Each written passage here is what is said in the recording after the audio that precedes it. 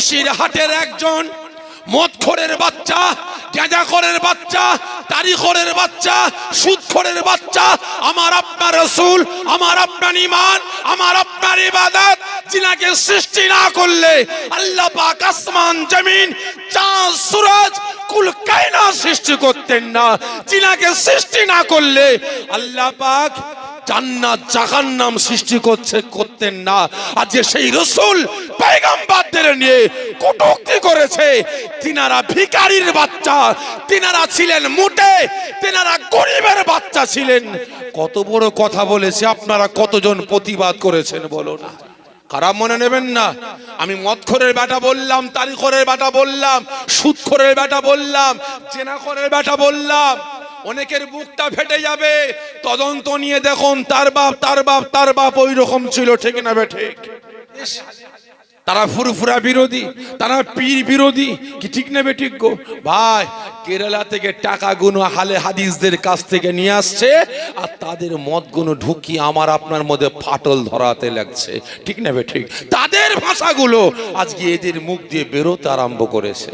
তাই প্রত্যেককে পাড়ায় পাড়ায়, গ্রামে গ্রামে, বাড়িতে বাড়িতে ওই রকম কিছু পচা আলু, কিছু কোকিলের বাচ্চা জন্ম নিয়েছে। আজকে যারা আমার আপনার ঈমান, আমল, আকীদা, আমার আপনার একতা, ঐক্য, ভ্রাতৃত্ব, ভালোবাসা ধ্বংস তলিস্যাৎ করে বেড়াচ্ছে, সময় এসে গেছে ওদেরকে এক ঘরে করে দেওয়া। সময় এসে গেছে ওদের কাছ থেকে সরে এসে নিজেদের একতা, ঐক্য, ভ্রাতৃত্ব, ভালোবাসা, নিজের ঈমান, আমল, আকীদাকে রক্ষা করা, ঠিক না বেঠে? বলতেছে যে মাওলানা রুহুল আমিন সাহেবকে খাদিজা এনে কবর দেওয়া ভালো। ইহুদি হচ্ছ নাকি ভাইজান? আল্লামা রুহুল আমিন সাহেব হুজুরের লাশ বসিরহাটের মাটি থেকে তুলে নিয়ে এসে খাদিজার মাটিতে এখানে দাফন করতাম। যে আল্লামা রুহুল আমিন সাহেব হুজুর সেখানে শুয়ে শুয়ে বেউজ্জতি হচ্ছে। আল্লামা পীর মুফতি সাহেব হুজুর সকলে বলুন জিন্দাবাদ। আল্লামা পীর মুফতি সাহেব হুজুর সকলে বলুন জিন্দাবাদ। নারে তাকবীর, নারে তাকবীর। মাশাআল্লাহ, মারহাবা। আপনাদের খেদমাতে এসে হাজির হয়েছেন আমার চাচান।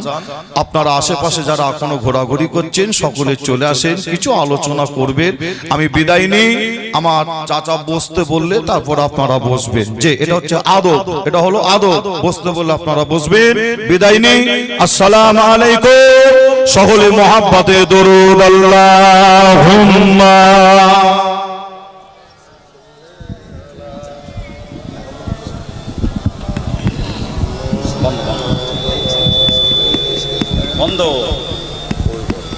অনেক মুফতি আবার বেরিয়ে গেছে, তাই তো নাকি?